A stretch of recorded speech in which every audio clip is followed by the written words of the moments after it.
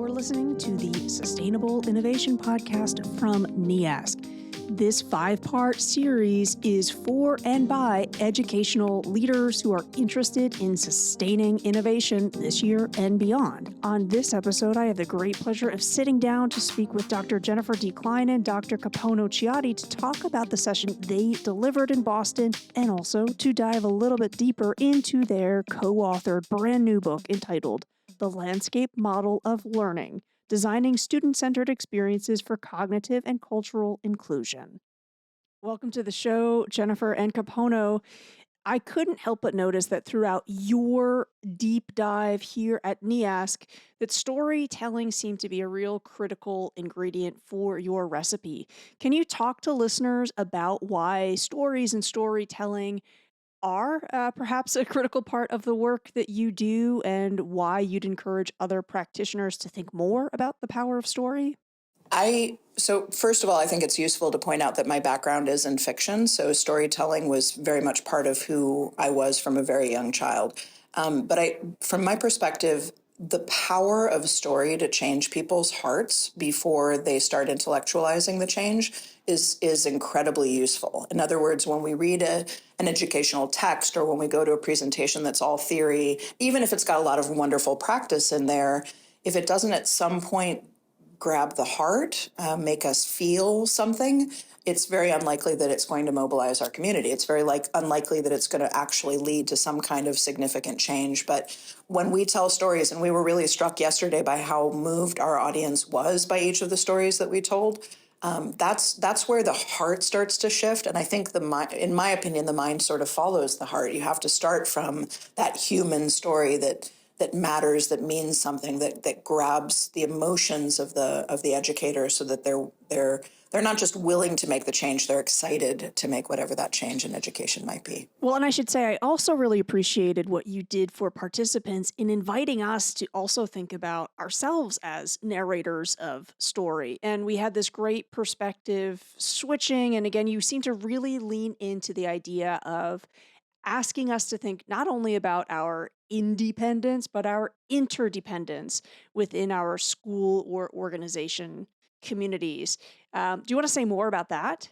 I would say absolutely yes. I think the part of it is about remembering our own experiences, because that also can help to drive a change in the future. Was I included myself? Did I experience exclusion growing up? What can I learn from that makes me a better educator today?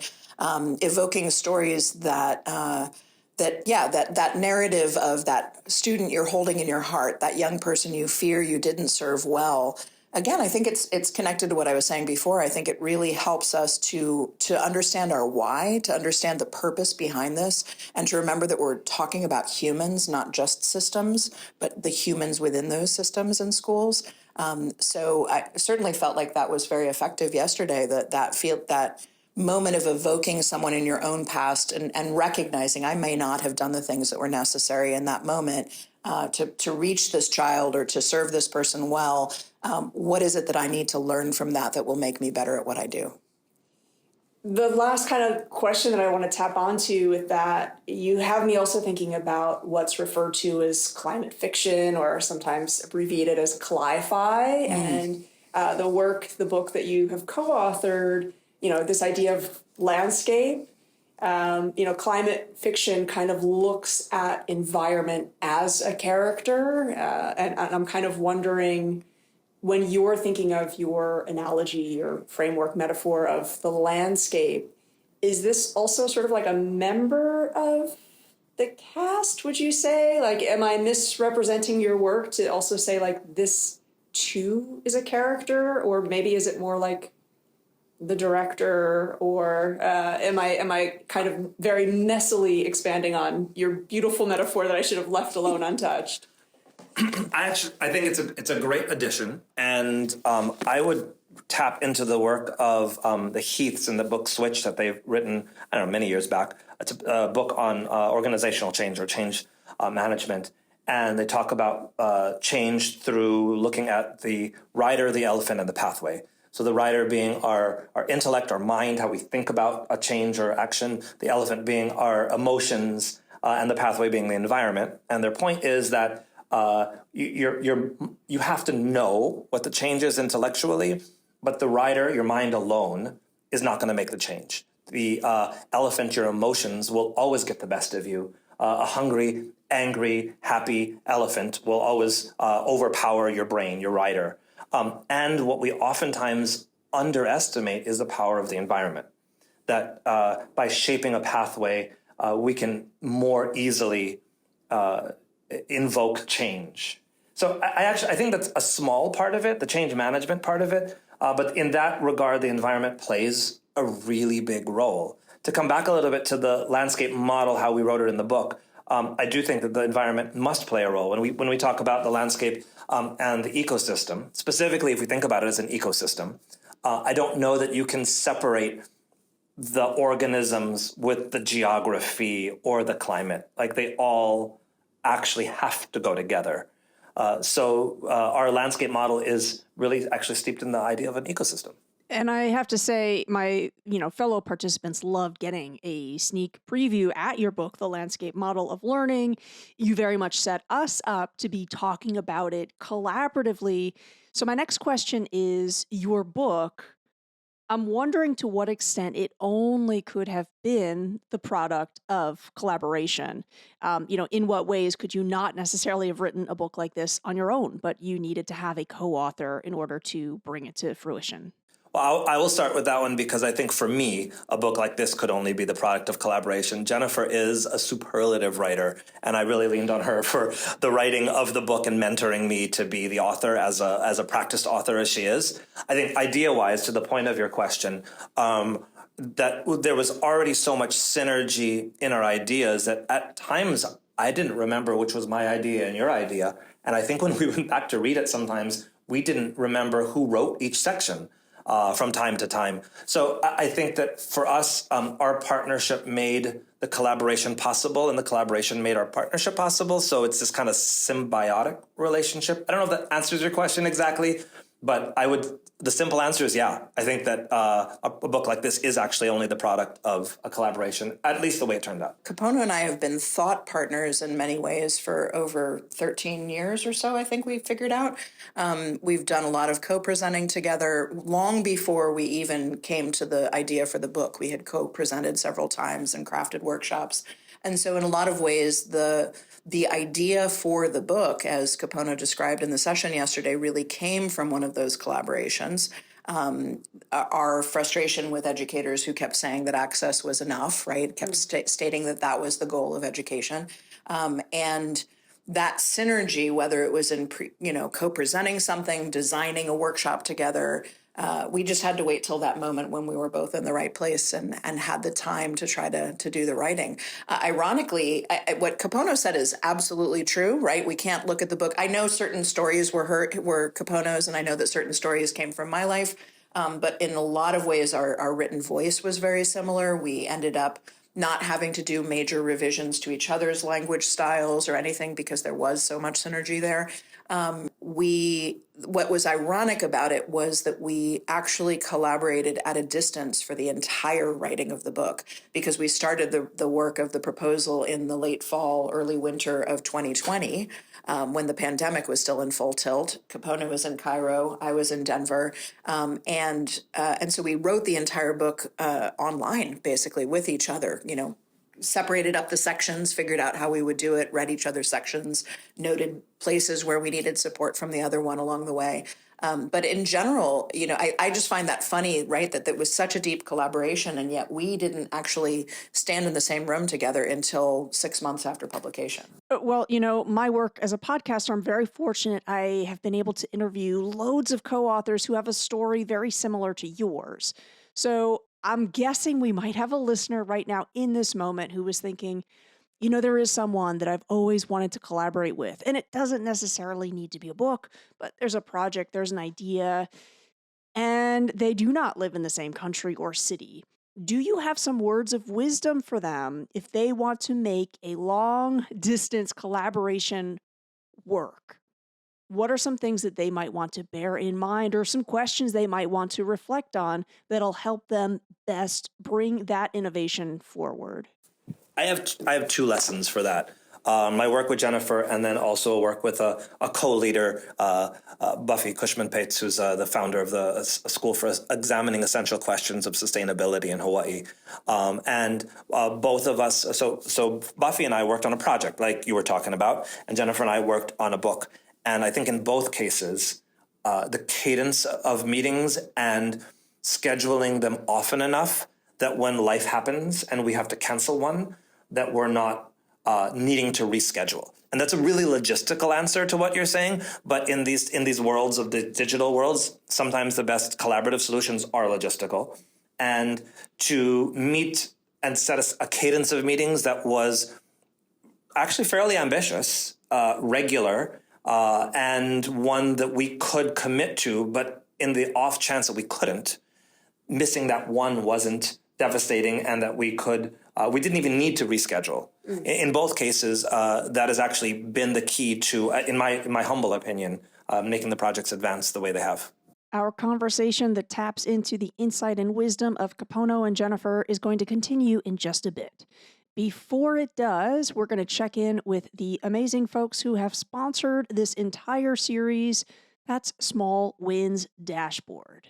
We know how challenging it can be to maintain momentum towards big goals. Small Wins Dashboard, created by educators with educators in mind, understands these challenges deeply. It's more than a goal tracking tool. It's a catalyst for sustaining innovation and growth. The Small Wins Dashboard easily captures the full story of progress while school teams journey toward their strategic goals.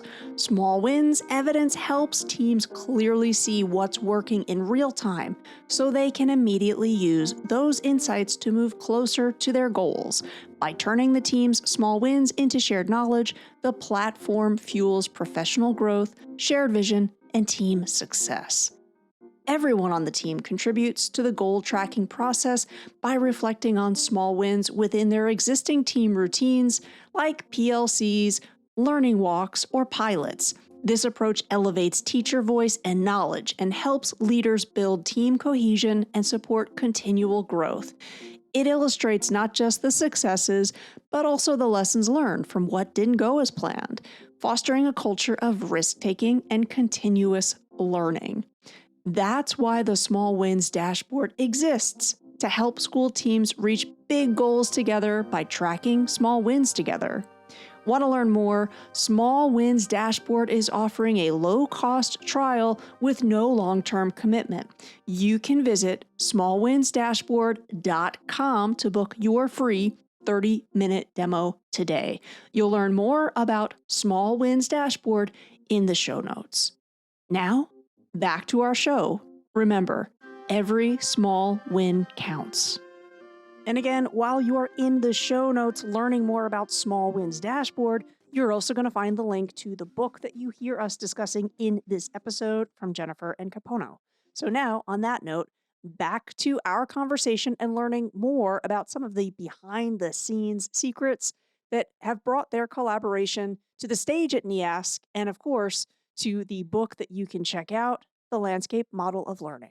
We did, as Kapono pointed out, we did have regular meetings. We actually had a weekly scheduled meeting. We occasionally were unable to make it, but most of the time we did that. So the voice-to-voice and face-to-face via Zoom was absolutely essential. I don't think we could have done it by telephone or anything else. Really being able to see each other's faces, I think, was important. In terms of the more asynchronous communication between those meetings, we were using text, basically just messages. We were using WhatsApp to some degree for audio messages.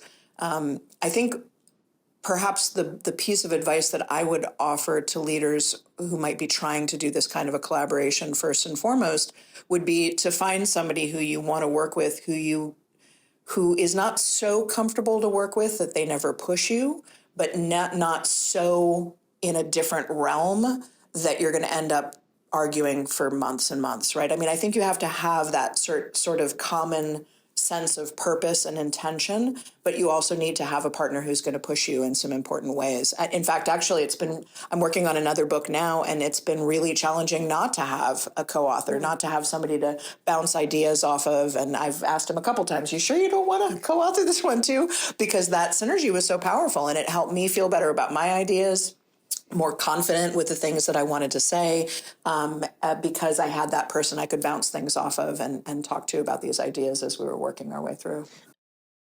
I think there's another really critical lesson in this conversation for school leaders in particular, and that's the one around the self-awareness and knowing with whom we have the potential to do great things with, as well as understanding this partnership might be difficult. And of course, there's a time and a place for intentionally engaging in those dynamics. But do you have any thoughts on what it means to understand and find the partner who's really going to work on your strengths from that standpoint of being able to build on your strengths? Maybe two things. I think one, what Jennifer said earlier about co-purpose, I think that it's really key to have a co-purpose. When people are driving in different directions, you will not get to the right destination. So that's key number one. We needed to know before we entered into the project that we were moving towards the same, to pull a metaphor from the book, horizon line. And the journey there could be varied. We might have different legs that we were each driving in, or different parts of the journey that we went alone or together, but we were going towards the same horizon line. And I think it was important that we define that ahead of time. I think then, Jennifer, to your point around some of the differences and really pushing each other, I think having a co-destination, but going there with somebody with a different set of skills. My wife and I are a little obsessed with kind of a frivolous show, Naked and Afraid, with survivalists out in the wilderness. In the partner ones, to go into a survival situation with somebody with a different set of skills is always additive. And I think that looking for a co-purpose and collaborative different set of skills is really important. I think that's, what I said before about the fact that we had created pre-conference experiences, full-day workshops together before we even sat down to write, I think was really the green. If there were any red flags to arise, they would have arisen as we were preparing for those kinds of workshops. And so truly the green flags were how easily we could take a set of ideas. And as you said, I think it's a really important point, that mixed skill set. I know you love when I do the slide design, right? For example. So going through that process of designing significant, deep workshops together, I think was really where we started to see the synergy and the potential. And frankly, the second workshop that we designed, full day pre-conference workshop that we designed together, was the beginning of the framework. It was the beginning of the landscape model of learning, because those were the ideas that we were playing with from that point forward. And then it was just a question, as I said, of our finding a moment when we were both, in terms of our careers, able to clear just enough time to actually make it work. So at 19, I was about to go to Senegal for my first time in an independently organized study abroad for college. And a friend of mine gave me a travel journal. And it was a blank journal. And on every third or fifth page, they wrote down a quote. And one of the quotes I remember, because it confused me at first. It said, "It's better to travel alone than with a bad travel companion." Mm. And at 19, my first big adventure out there, I had no clue what it meant, but it stuck with me. And it wasn't for maybe a decade later till I really understood. So to your question is what are the green flags and how do you know? I actually think there's lots of ability to know green flags as there is red flags. And part of that ability to sense if it's going to be a green flag or a red flag is just experience. Have you partnered before? Have you collaborated before? You don't really know yourself in context to others until you've done it several times. It's really interesting. Your answer there takes me back to an experience that I felt like you again and again delivered for your participants during the NEASC pre-con, and that was to encourage school leaders dig into the assumptions you are making and build your capacity that's going to allow you to have that intellectual humility to do so. Do you have some thoughts on how we can build that set of muscles that allows us, again, to just have almost like a relentless curiosity about our own assumptions, and thinking about that in the context in which school leaders have competitive interests? They've got a lot of different things on their plate on any given day. So, how can we sort of cultivate that curiosity and not burn ourselves out? Well, I think, unfortunately, it's very easy in education, perhaps in every field, to make assumptions about what's working and what's not. And one of the things, I hope this will start to answer the question. I suspect we need a little back and forth before we get to a full answer. But I think one of the key things is many educators assume that we have had a positive impact and don't necessarily recognize those moments where we may have had a negative impact. And maybe that's because it feels really uncomfortable when we know that we have caused some form of accidental harm or whatever it might be. I think too often in schools, it's the adults trying to gauge the measure of impact, or the evaluation of whether this is working or not. How often in schools do we ask our students, is this working?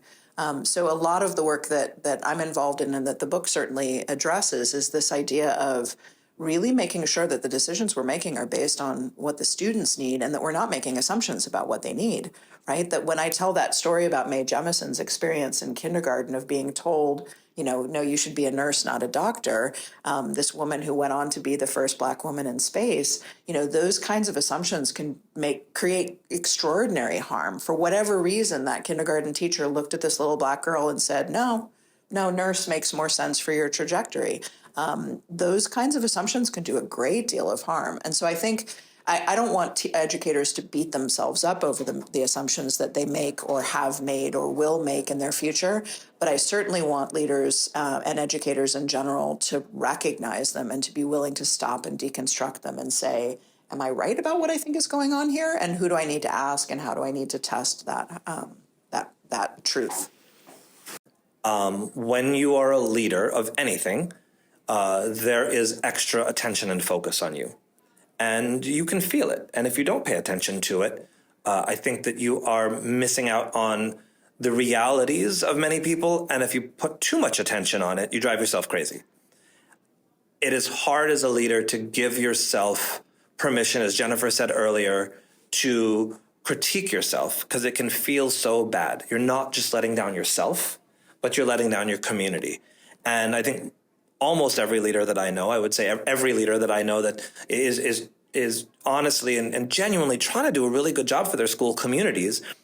I don't know anybody who wants to fail, yet we're on stage up in front of faculty saying failing is, fail forward. Everybody got to fail forward. And yet we have this pressure on, everybody has pressure on their shoulders, but specifically the pressure of leadership to not fail your community. And the lessons that we learn from failure are just as important for leaders as they are for everybody else in the community. And we as leaders need to give ourselves, as you said, that time, and I would say permission and invitation to reflect and grow. And the best way that I've seen to do that is being honest with your community and sharing that growth trajectory. It is a cliche, but it's a cliche that I think is totally true, that success is not how many times you succeed, but getting up after how many times you failed. And we don't give ourselves permission to do that as leaders as much as we should. I'd love to add into some thinking about this idea of multiple perspectives, right? Because as we think about assumptions, and I think your point about intellectual humility, I think is the core of this. My sense of right as an educational leader is not everyone's sense of right. There are going to be a variety of reasons that people do or don't agree with the things that I institute as a leader in a school. And I think it goes back to Makavalu, the idea from Hawaiian of looking at everything with 8 eyes, with that critical perspective recognizing that we might have some dominant ideas or theories about what's going on, but the best work that we can do toward change includes recognizing that somebody who's struggling with the initiative is just as right as the person who is trying to push the initiative forward, right?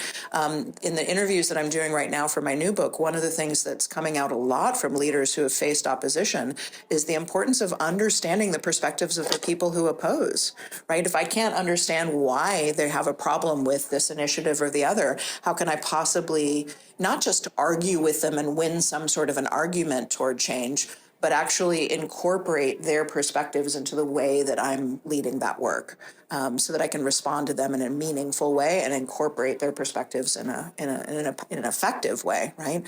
So a lot of it really is about that humility of being willing to say, I think I'm right about something, but that doesn't mean that this is the only right that exists. I love that because I've been thinking a lot about conversation structures and how unhelpful debate as it currently stands can be. Vox Media has this great new initiative that they're trying out where the debate isn't the traditional debate, but it's I'm going to listen to your case, your evidence, and then I'm going to add a footnote to it where I have to kind of like agree with something that you've said and then also clarify my opposition to it. And I'm just thinking all the time about, is this a time where we need to innovate in terms of even kind of the structures or the frameworks that we have around like inviting disagreement? And it's also in part why I love podcasting so much, because listeners can pause, rewind, fast forward, come back to it again at a different time. So thank you both so much again for doing this. Can I do one? You can, yeah. Yeah, Go for I it. just want to add one small thing connected to what you just said, because I think it's very powerful. My father's favorite line when my sister and I were growing up was anytime that, my sister hit me and I wanted to hit her back, his response would be, that's how wars get started, Jennifer. You have to be the bigger person. You're not allowed to just, fight and argue and be the winner. And I agree with you completely. Debate as it's framed, unfortunately, in schools, we often frame debate around who's going to win the debate, and that's how wars get started. That's exactly why we're in conflict all over the world. And so it's actually what you just described is the reason why when I was a high school English teacher, I refused to run debates in any sort of a traditional form. But as soon as I was asked to become the sponsor of the Model United Nations, I was really excited because that was about all of these diverse perspectives coming together and really trying to find a solution that would meet everyone's needs. And I think that's the kind of formation that students need. I think it's the kind of formation that teachers need and that leaders need as well. If you and your school are interested in different ways of learning and being in community together, I cannot currently think of a better recommendation than the book from Jennifer and Kapono, The Landscape Model of Learning. You'll learn more about it over there in the show notes.